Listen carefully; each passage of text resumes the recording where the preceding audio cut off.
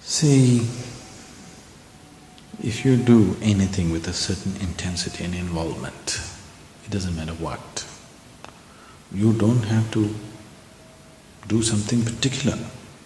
If you do it with absolute intensity, anything, instead of saying we went through the whole science of you leave the damn science. You just say boom, boom, boom. But with absolute intensity and involvement, even the boom will work, okay? No science is involved, but just the intensity. If you can just get your life into the highest possible pitch of intensity, you're there, okay? You can do it with anything. I don't know if you have heard of this, but it's very much there in the traditions. Many yogis were constantly angry. Do you know that? Not about anybody, simply angry. Now you have this understanding, a yogi means he must be… Yes? Like that. He must be a good man. Tell me, the first yogi, let's take the first yogi as an example, Shiva. Can you call this guy a good man? Can you call him a good man? Huh? No, just tell me by the stories that you have heard.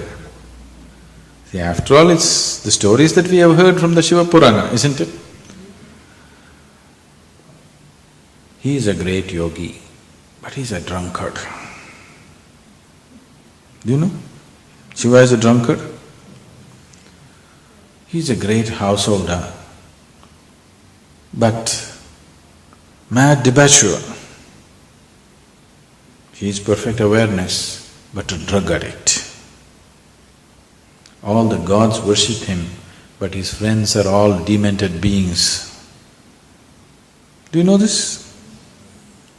So do you call this man a good man or a bad man?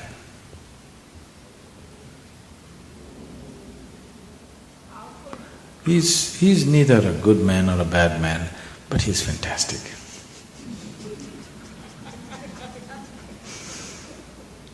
He's definitely not a good man. You can't call him a bad man, but he's terrific. You know what that means?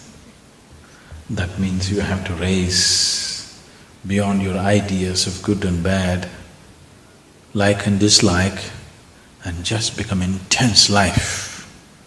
Life in its peak performance. So, we said if you just say Shiva, it will happen.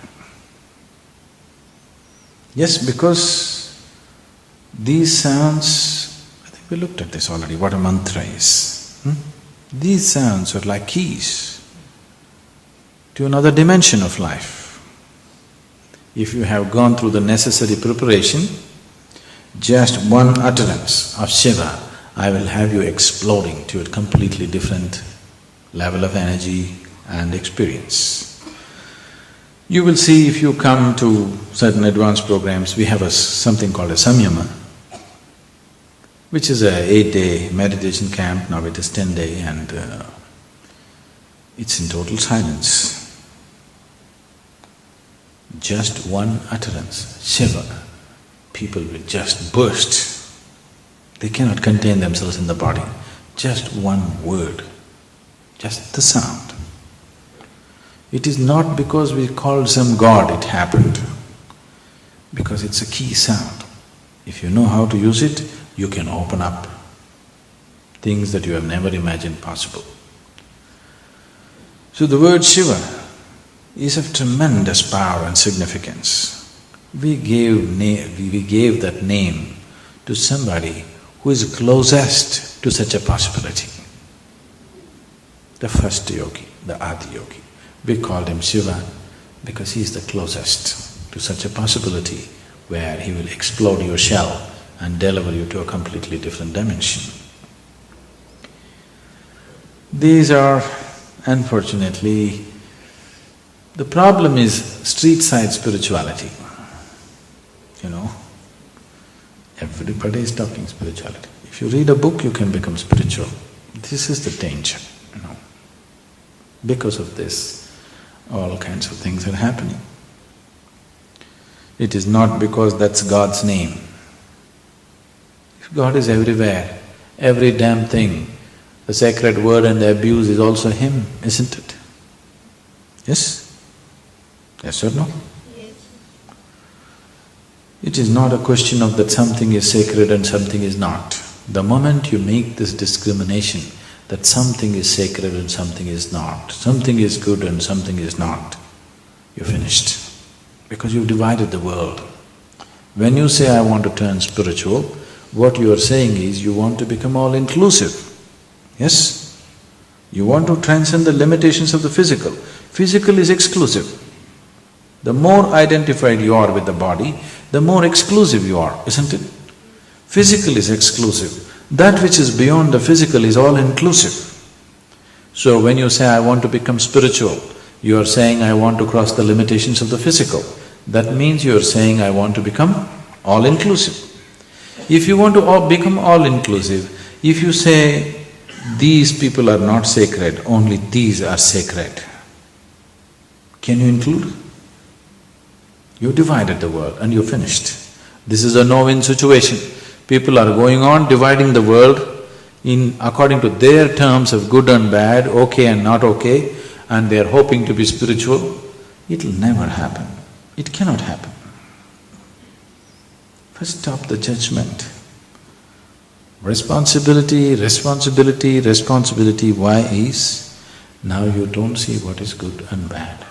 Whatever comes in front of you, according to your intelligence, you respond to it as it is needed. Not because it's good, not because it's bad. According to your intelligence, whatever is the best thing to do at that moment, accordingly you respond. Whichever way you respond, whatever action you perform, there will be a consequence to it. Knowing this, you perform your action. Should I do the good things or bad things? You do whatever you want.